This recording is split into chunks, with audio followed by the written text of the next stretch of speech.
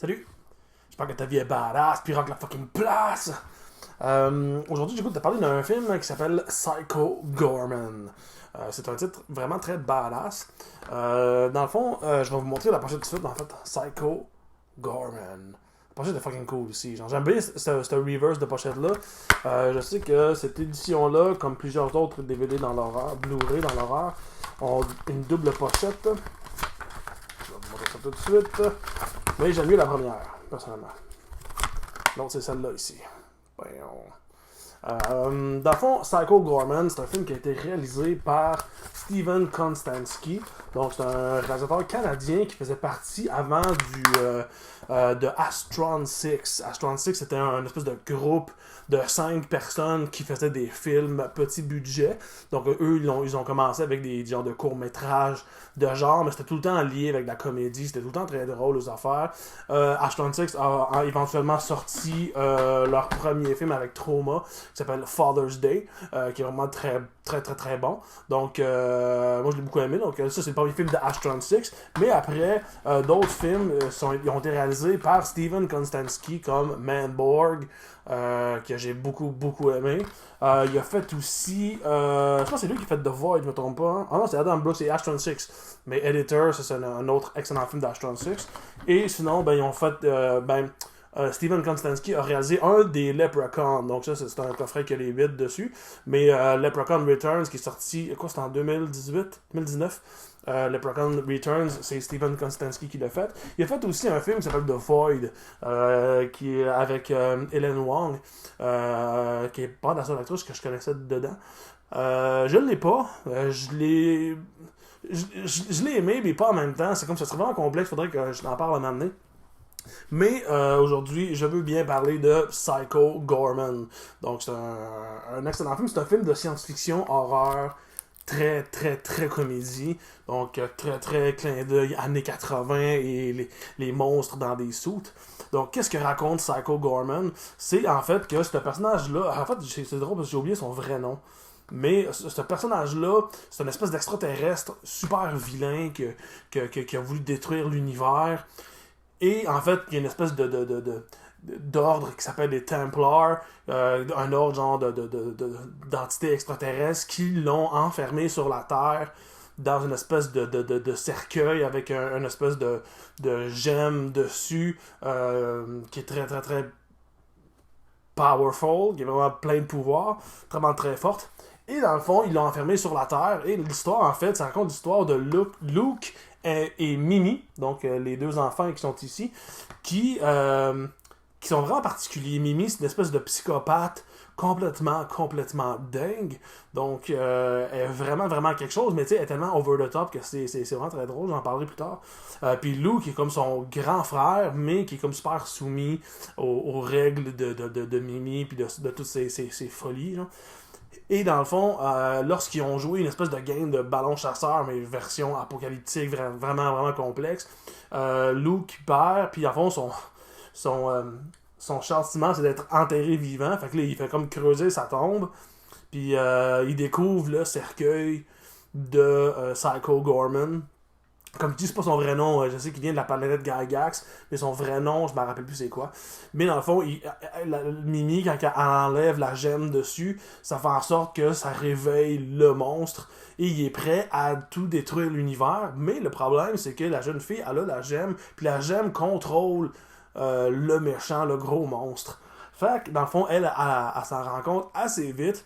Puis là, elle décide d'y faire plein de trucs parce qu'il peut pas refuser. Fait que si, mettons, qu'il veut la faire jouer au ballon chasseur, ben, elle va jouer au ballon chasseur. Ça lui dit de s'en aller, puis d'aller s'asseoir dans un coin piteux. Il est obligé de le faire. Fait que ça crée genre vraiment énormément de situations humoristiques où la jeune fille psychopathe, elle fait faire plein de trucs. Puis, tu sais, puis lui, il est comme, tu sais, une espèce de machine de guerre super sanglante qui peut défaire des têtes puis des grosses affaires, puis il est comme pogné à suivre les ordres d'une petite fille.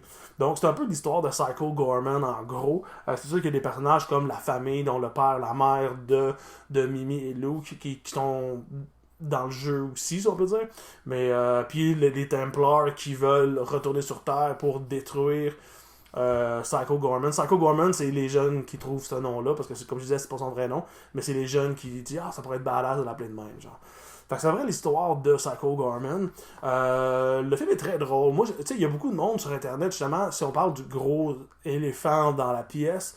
Mimi, donc la jeune fille psychopathe, beaucoup de monde ont trouvé qu'elle était vraiment énervante ou fatigante, qu'elle était vraiment un personnage désagréable.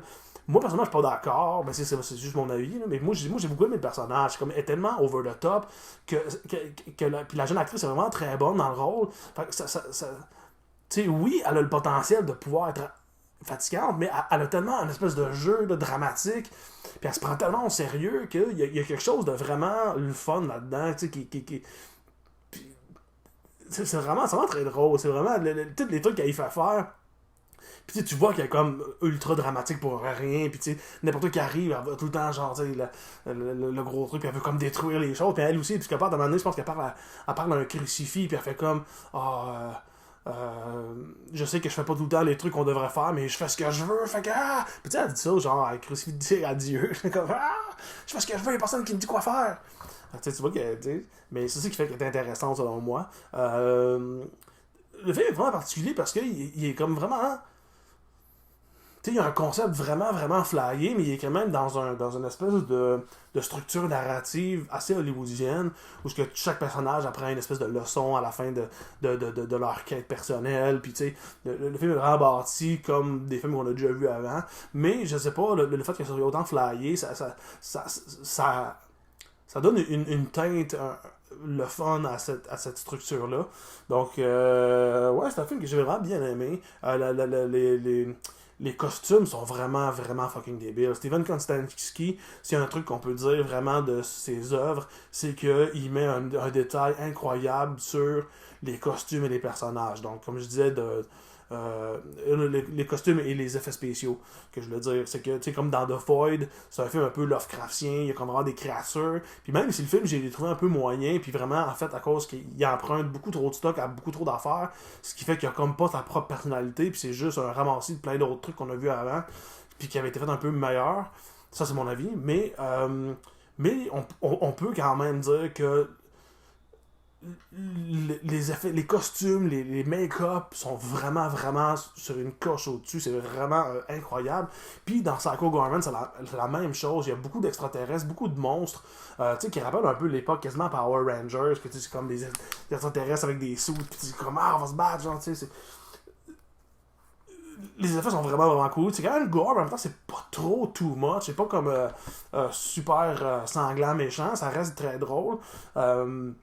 Mais le gore est vraiment très bien fait. Comme je dis, les performances d'acteurs aussi. J'aime beaucoup Adam Brooks. Adam Brooks, qui, dans Editor, c'est lui, dans le fond. Là. Lui, c'était un membre des Astron Six, puis il joue dans le film également. Donc, c'est un acteur que j'ai toujours beaucoup aimé. Il y a une espèce de teinte aussi, on peut le voir grâce à la pochette, là, mais l'espèce de teinte rose, mauve, bleu qu'on voyait dans les années 80, ben, c'est comme c'est présent dans le film. Puis je trouve que ça donne une touche encore un peu nostalgique. Je pense que c'est comme un peu la mode un peu depuis les dernières années. Ce film-là est sorti en 2021, mais c'est un peu la mode de donner une touche années 80. Tu sais, des fois ça m'énerve, des fois je trouve ça cool. Dans ce film-là, j'ai trouvé ça cool. J'ai trouvé que ça fitait, parce qu'il était quand même, le film est quand même assez moderne, puis il est pas un pastiche des années 80. Il y a juste un look qui rappelle un peu par-ci par-là la belle époque des années 80. Donc, ouais, c'est un film que je conseille vraiment à voir. Si vous êtes membre sur Shudder, Shudder est un site un peu comme Netflix, mais qui est comme uniquement sur l'horreur. Ou le film fantastique, c'est comme tout ce qui est genre, si on peut dire. Le film est sur Shudder, donc ça peut valoir la peine. Sinon, ben, il est disponible pas mal partout sur Internet. Mais c'est un film que je conseille vraiment beaucoup. C'est vraiment très le fun. Il y a assez d'action, il y a assez de comédie pour nous embarquer. Puis ouais, c'est comme un. Ça a vraiment le feel d'une espèce de petit film familial qu'on écoute avec ses parents quand on a genre 10-12 ans, avec un film plus gore. Mais même s'il est plus gore, ça reste dans le feeling. Genre, on a du fun, on se casse pas la tête. On finit le film, on est juste genre, c'était bon, c'était cool. Fait que, ouais, Psycho Gorman, je vous le conseille. Et sur ces belles paroles, je vous dis rock and roll.